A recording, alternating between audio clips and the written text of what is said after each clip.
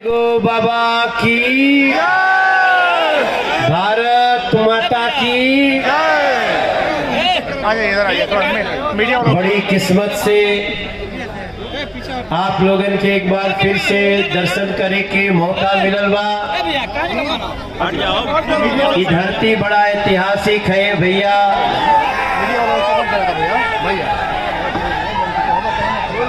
जब पूरा देश गुलाम रहे तो ये धरती आजाद हो गई रहे। यही के कारण ये धरती के बागी बलिया भी कहल जाला। भृगु बाबा के आशीर्वाद लेके न जाने धरती से कितना लोग आपन आपन मंजिल तय करत बाटे, तय कैले बाटे, भविष्य में भी तय करी। हमरा एकरा में कोनो शंका नहीं है कि ये धरती के लोग जवन सोच लेला ओकरा के सफल करे खातिर भगवान भी ओकरा संगे खड़ा हो जाले। आज जब हम आप लोग के बीच में भारतीय जनता पार्टी के हमनी के प्रत्याशी दया शंकर सिंह जी खातिर आप लोग के बीच में हाथ जोड़ के आयल बानी, तो हम जानता नहीं कि मनोजवा जितना कही ओकरा से ज्यादा लोग समझते। हम दोनों हाथ जोड़ के मनोज तिवारी आप लोग के गोड़ लगतनी, प्रणाम करतनी, अभिनंदन। जे देखा तनी ये जिंगा से हो पेड़ के नीचे गुमटी के किनारे आप लोग खड़ा बानी जा। जरूर बीच में हेलीकॉप्टर के कारण थोड़ा डिस्टरबेंस बाटे, लेकिन अभी जिंगा से ही तो मुइया थोड़ा आड़ करता। रवा सब थोड़ा थोड़ा नीचे आ जाए जा तो हमके लौकब जा, लेकिन वहां सब सोचते नहीं जब के ऊंचा पर से देखत नहीं जा। पहले जब ट्रांसफार्मर जल जात रहे तो चंदा लगावल जात रहे आपस में। अगर हम सही कहतो कि तो जोर से ताली बजाए ताकि मीडिया के लगे कि मनोज तिवारी जमीन के बाद जानता। और ओकरों में 2 महीना 3 महीना कितना दिन लागत रहे कोनो भरोसा नहीं रहे। आप लोगन के इहो याद होई कि 2017 के पहले इवन हमार बात अपन अनुभव बताओ तनी कि फोन आ जाए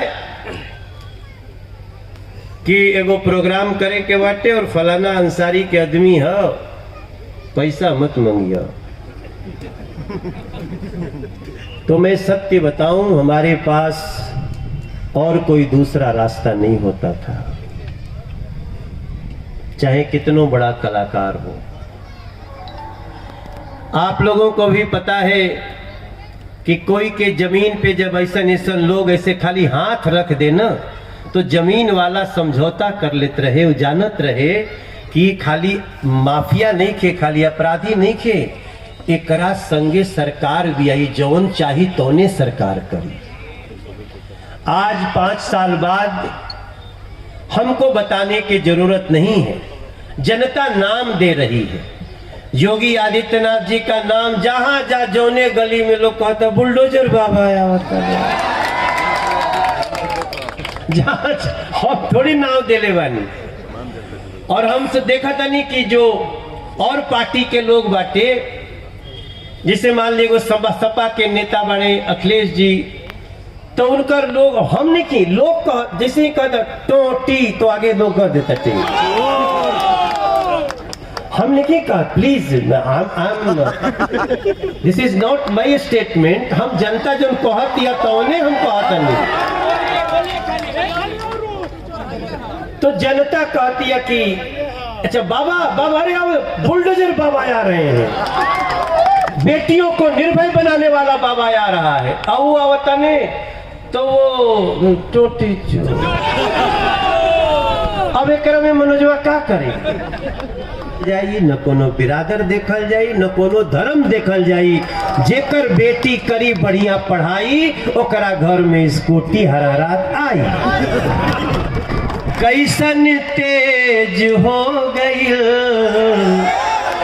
बेटी जन्मावल परहेज हो गई। हम तहिए कहले रहली कि ढेर नहीं खेदीन अब उहो जुग आई कि शादी बदे बचवा कंपटीशन देबे जाई हो। रिसर्च करल जाओ, सुनी होखे शुरू कुछ दिन सेज हो गई, बेटी जन्मावल काहे परहेज हो गई। तो योगी मोदी मिलके कैले ऐलान हो, अब बिटिया के गरीब के बेटी खातिर खड़ा बाटे कमल निशान ने लगा है, भगवा रंग चढ़ने लगा है, काशी भी सजने लगा है, डमरू भी बजने लगा है। डमरू जब असर करेगा सोच नजारा क्या होगा, मंदिर जब बन जाएगा सोच नजारा क्या होगा। देश हमारा ये उत्तर प्रदेश हमारा, हर देश हमारा, सोचिए मेरे बलिया के भैया प्रदेश हमारा क्या होगा। हम मनोजवा गावत तो कुछ सोच की गावत ना, आज के बड़ा तकलीफ हो रहा बाटे। पता नहीं हम बोलब तो हो सकेला कि कोई कही कि मनोज ने विवादास्पद लाइन बोली, लेकिन हम बोलल चाहता नहीं। जब जब ये कहल जाता थे, मैं कई इंटरव्यू देखता हूं और कई साल से देखा था नहीं, हमनी के देश प्रदेश के एगो कम्युनिटी बाटे, वो कहती है मैं किसी को वोट दूंगा, भाजपा को नहीं दूंगा। ये सामान्य बात नहीं है, हमारा आपका ध्यान नहीं जाता है। किसी हमारे भाई बिरादर को कोई समाजवादी पार्टी खड़ा कर देगी, किसी और भाई बिरादर को खड़ा कर देगी, खड़ा करके कहेगी देखो जी ये खड़ा है, ये तो आपका बिरादर है, इसको वोट दो। लेकिन याद रखिएगा मेरे भाई बहन, अगर वो समाजवादी पार्टी के साथ खड़ा है तो जो लोग समाजवादी पार्टी को समर्थन करते हैं उनका बीजेपी से क्या दुश्मनी है? सोचिए, विचार करिए। क्या ऐसी बात है कि आप कहते हैं हम जो बीजेपी को हराएगा उसी को वोट देंगे? आपके लिए क्या गरीब को अनाज मिल रहा था तो उनके दरवाजे नहीं गया था क्या? अनाज गया था कि नहीं गया था? अगर शौचालय बन रहा था तो उनके घर में गया था कि नहीं गया था? अगर किसी गरीब का घर बना तो उनका बना कि नहीं बना? अगर किसी गर्भवती महिला को 5,000 रुपया मिला उसको जननी योजना के तहत, तो उनको भी मिला कि नहीं मिला? मिला है। फिर भी वो कहते हैं तुम्हें वोट नहीं करेंगे। क्यों? इस पे कभी विचार किया है आपने? जितने यहाँ कैंडिडेट खड़े होंगे दया शंकर के आमने सामने, उन सभी कैंडिडेट को मैं पूछना चाहता हूं, सिर्फ इसलिए आप वोट नहीं दोगे कि बीजेपी ने राम जी का मंदिर बनाने का ठान लिया?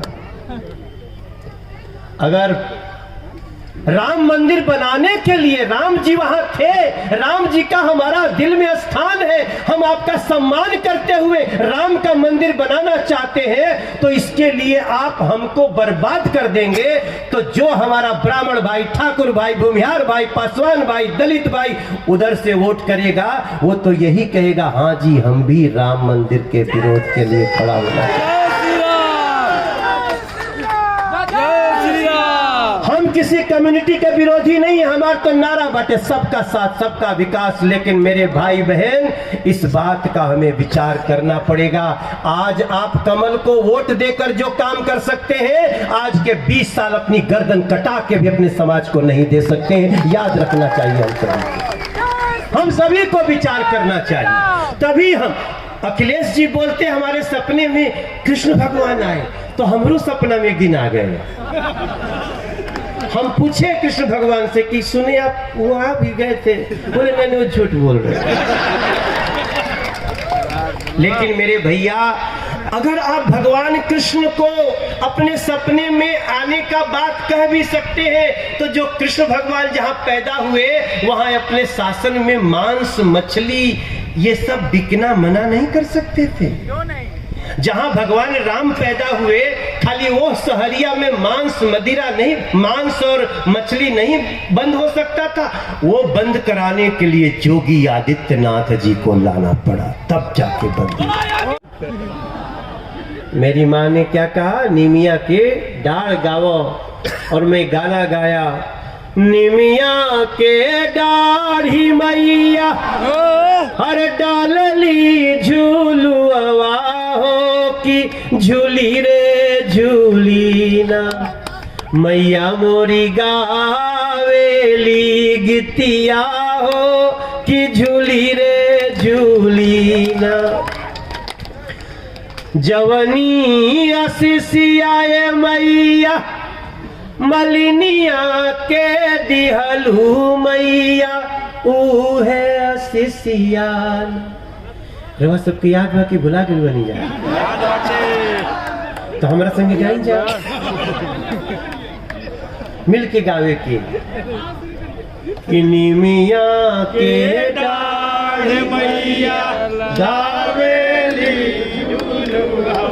हो की झूली रे झूली, दोनों हाथ उठा के गावे की, मैया मोरी गावेली गीतिया हो कि झूली रे झूली। और यो कहीं जा, जवनी असिसियाए मैया मालिनी के दिहलू मैया उहे असिसियाना।